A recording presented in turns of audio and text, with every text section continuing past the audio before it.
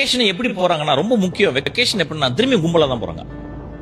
திரும்பியும் 10 பேர், திரும்பியும் 15 பேர். அங்க போனா நைட் ஆனா கும்பல் அடிக்கிறது, திரும்பி டான்ஸ் போட்டு பாடுறது, ஆடுறது, இப்படிதான் இருக்க முடிய சாலிட்யூட் தேவைப்படுது. நான் அது ரொம்ப ரொம்ப முக்கியமான ஒரு விஷயம். நான் சொல்றது லோன்லினஸ் சொல்லல, நான் வந்து அலோன் சொல்லல. அதாவது சாலிட்யூட் தேவைப்படுது.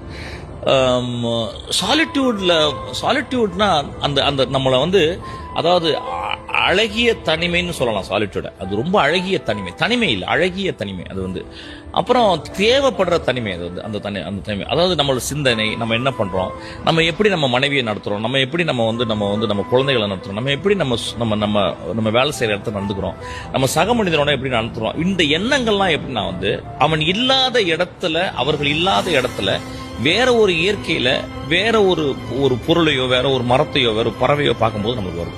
அப்புறம் ரொம்ப ரொம்ப முக்கியமான உணர்ச்சி, ரொம்ப உணர்வு என்னன்னு கேட்டீங்கன்னா, நம்ம இந்த மாதிரி லேண்ட்ஸ்கேப்ல போகும்போது நம்மளுக்குள்ள இருக்க அழகுணர்ச்சி வந்து அதிகமாகிட்டே இருக்கு.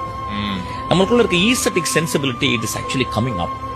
அந்த ஈஸ்தட்டிக் சென்சிபிலிட்டி நம்மளுக்கு இல்ல அப்படின்னா வந்து, இப்போ ஒரு குழந்தை சிரிக்கும் போது நம்ம உடனே சிரிக்கணும். ஏன் சிரிக்கணும்னா இமீடியட்டா நம்மளுக்கு தெரியுது, அது ஒரு கிரேட்டஸ்ட் பிளஷர் நம்மளுக்கு இருக்கு, பெரிய ஜாய் இருக்கு. அப்புறம் யாரோ